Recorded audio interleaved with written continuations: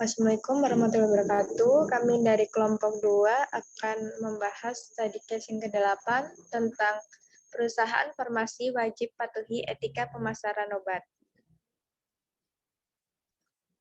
Next. Kelompok kami terdiri dari Desi Pratama Alianti, Muhammad Alfitra, Febi Ulansari, dan saya sendiri, Imelda Paranata,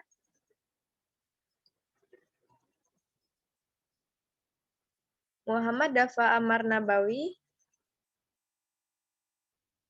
dan yang terakhir, Saraya Hanif Rahman.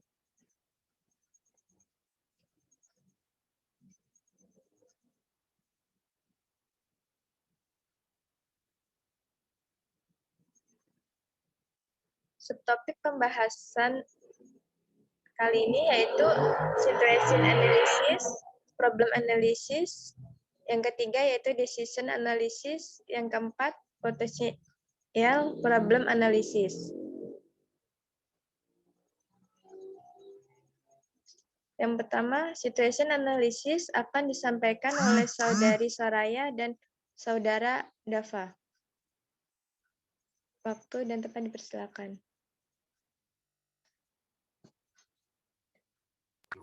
Terima kasih buat Saudara Feby. Situasi analisis yang pertama ada Direktur International Pharmaceutical Manufacturers Group (IPMG), Parulian Simanjuntak mengatakan promosi atau pemasaran obat merupakan suatu keharusan bagi industri farmasi.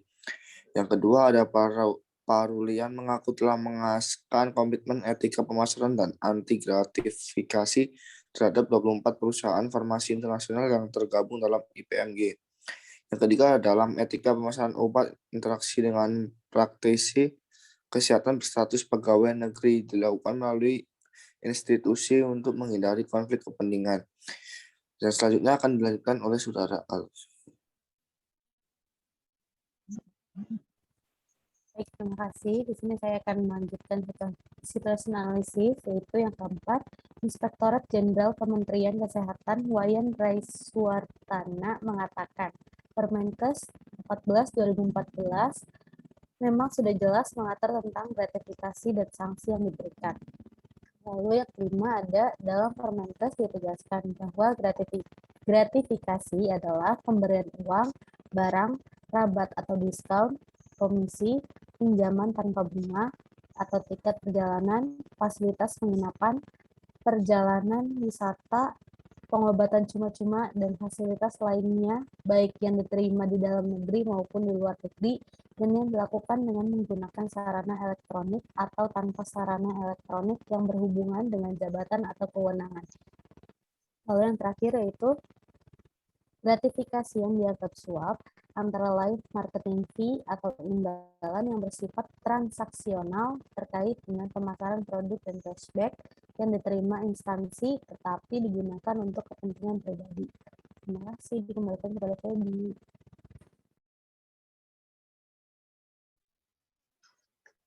Baik, Saudara Dafa dan Saudara Soraya. Yang kedua yaitu decision analysis.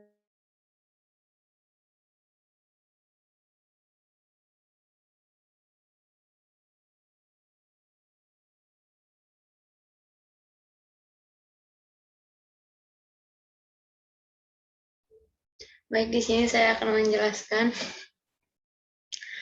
problem analisis. Problem analisis di sini ada 3 poin. Poin yang pertama, kemungkinan gratifikasi muncul ketika industri farmasi melakukan promosi obat-obatan kepada dokter atau rumah sakit. Poin yang kedua, promosi obat itu suatu keharusan. Kami harus menjelaskan bagaimana cara kerja obat dengan akurasi penjelasan ilmiah, bagaimana dosisnya, tapi promosi harus secara etis, ujar Parulian dalam diskusi etika pemasaran dan prinsip anti gratifikasi di sektor kesehatan yang digelar IPMG di Jakarta pada hari Selasa, tanggal 15 bulan Desember 2015. Poin yang ketiga, interaksi yang dilakukan dengan praktisi kesehatan berstatus pegawai negeri juga harus atas izin alasan. Kembalikan kepada Feby. Baik, terima kasih Saudara Imelda.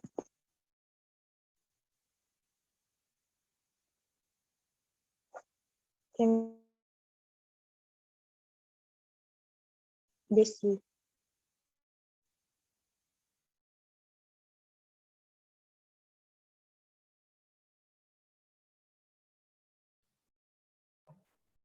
Baik, di sini saya akan menjelaskan tentang topik yang ketiga, yaitu decision analysis. Sebaiknya promosi harus dilakukan secara etis dan tidak melakukan gratifikasi, karena gratifikasi dianggap suap, antara lain biaya pemasaran atau ketidakseimbangan yang bersifat transaksional terkait dengan pemasaran produk dan cashback yang diterima instansi, tetapi digunakan untuk kepentingan pribadi.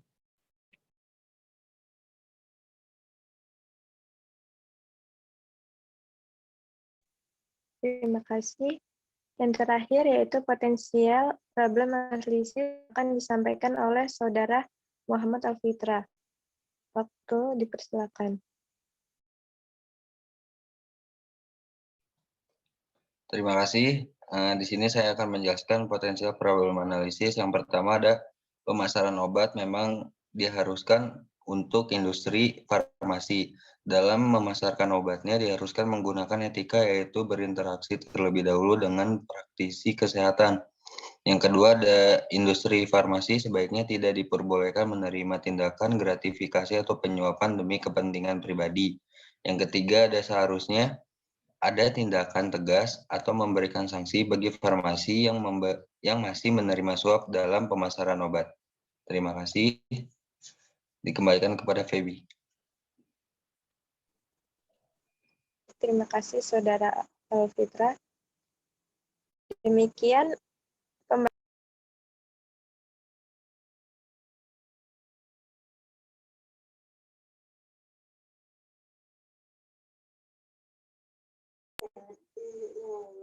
baik, terima kasih.